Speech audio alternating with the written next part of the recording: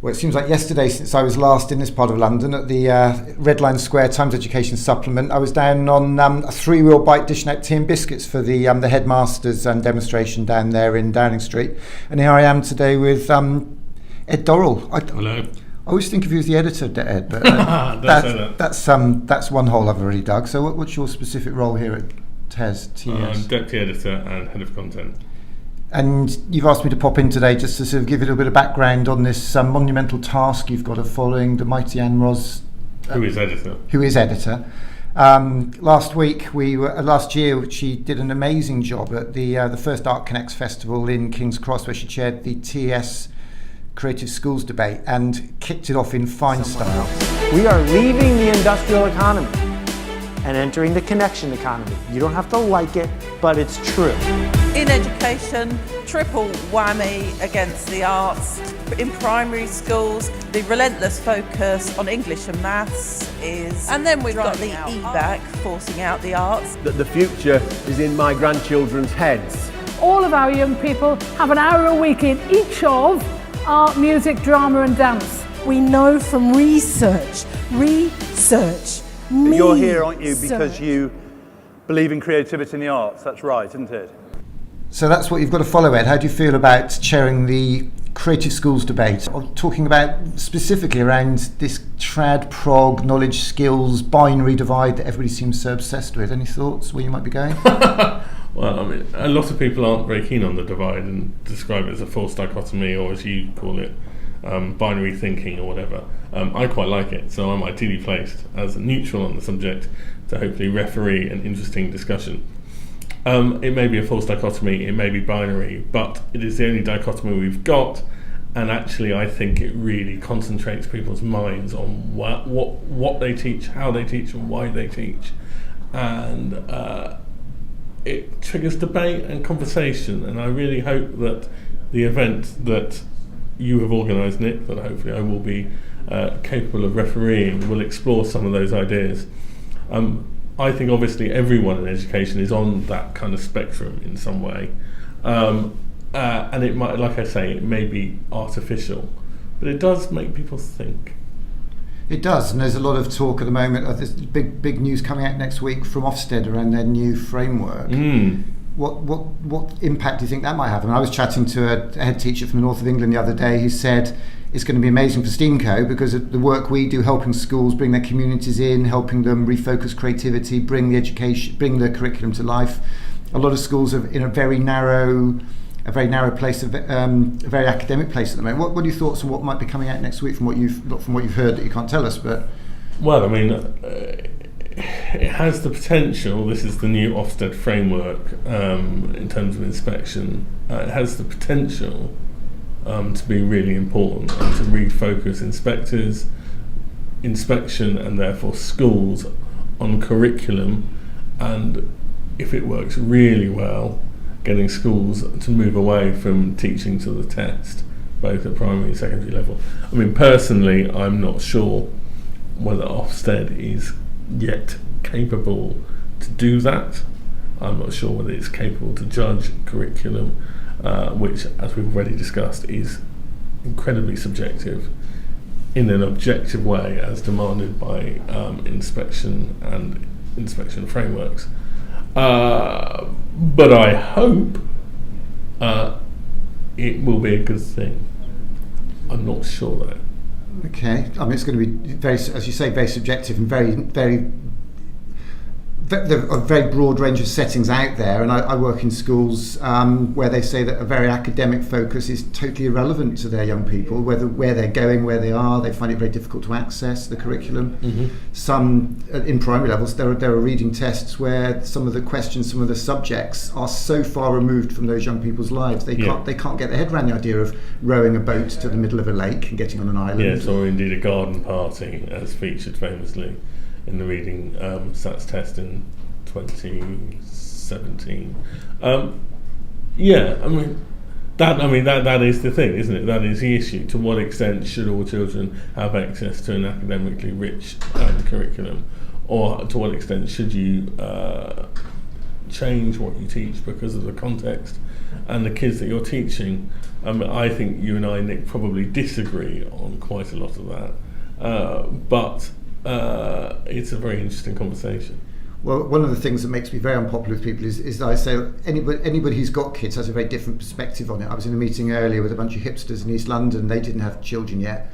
And I told them everything's going to change when they have kids, because you suddenly start paying attention. You know, that's true. You've got 1.5 children, 1 3/4 children. You've obviously got an in-depth knowledge of education. What sort of thoughts have you got, because you've got a young child now that's probably going into nursery reception in the next couple of years? I mean, what are your thoughts about it based on what you know? I think you're right. I think it does change your perspective. I remember when I first found out my wife was pregnant with our first one. In fact, that very day I was at an education conference and I thought, I feel differently about this because I have skin in the game. Instantly? Really? Yeah, it was really odd. I remember thinking that exact thought. I think you worry more about the happiness of your children than you do when education is still as a concept. I think it's very easy to be an arch trad when you don't have kids, and I do think, you know, profoundly, basically, what do most people want for their kids? They want their kids to be happy and safe. Right. I think. I mean, I'm thinking here of some of the settings that I've been aware of, and I was with Mike Fairclough, who's from West Rise Junior School, who gets 12-ball shotgun lessons and got a herd of buffalo, and he's going to be speaking at the event after you on that Saturday. In that session in your panel, we've got some great speakers. Actually, we've got Professor Pam Thompson from University of Nottingham, who's written some great books about the role of and the impact of art and creative education, not only in schools but also in broader society. Dave Strudwick from the Red School, or Plymouth School of Creative Arts, which is a through-school secondary and primary school. And we've got one vacant seat at the moment, actually, and you know, we're very keen to have a very broad view of this. And I don't like the labels any more than anybody else. Trad, academic, knowledge rich. I mean, what we've really got to do is try and find somebody, I think, to present that side of things. I don't think Tom Bennett would come along, or he's not teaching. We need to think about that. I mean, maybe somebody like Catherine Berbelsing up at Michaela, because they do incredible work there around art. They've got a fantastically strong art department. And I think it's important also to note that Art Connects is not an event all about art as painting, drawing and dancing or music, but very much... Art is what we call it when someone does something that might connect us to someone else. Art in its broadest sense, about getting people passionate about things. What is somebody's passion? Art is what we call it when what we do might connect us to somebody else. So we're going to be looking at the art of coding, the art of DJing, the art of football. If I had a dream, it would be to get Ian Wright there. And actually, I was at a barbecue with him in the summer, actually. I forgot to ask him. I forgot to actually speak to him, to be honest.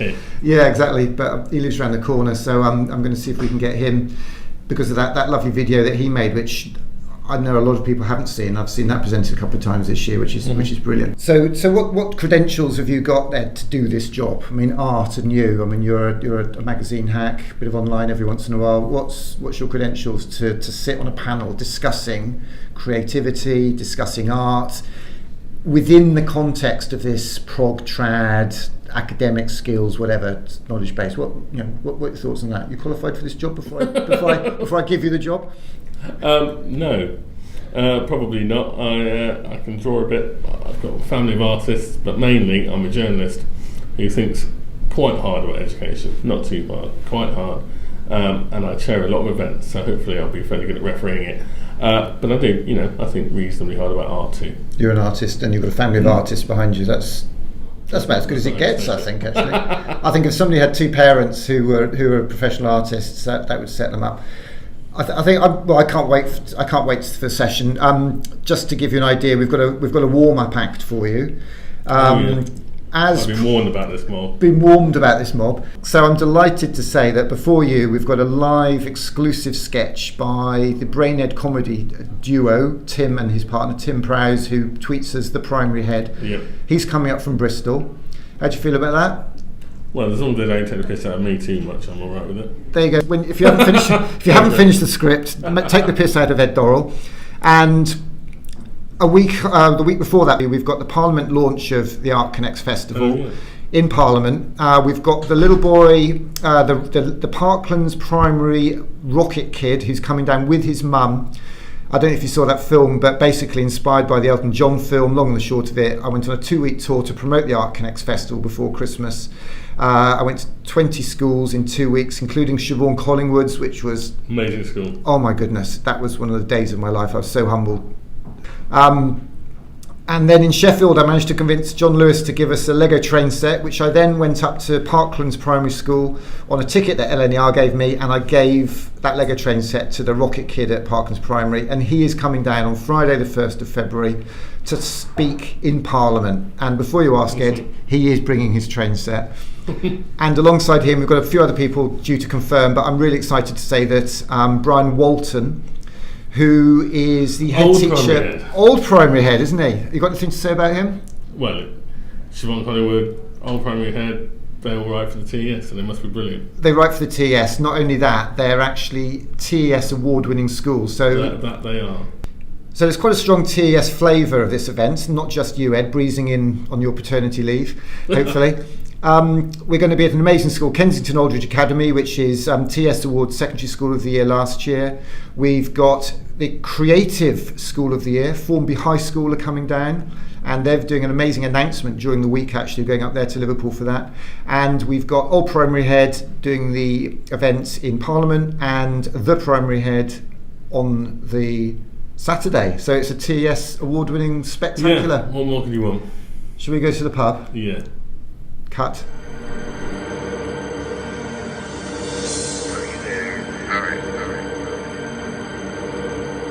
We are leaving the industrial economy and entering the connection economy. You don't have to like it, but it's true.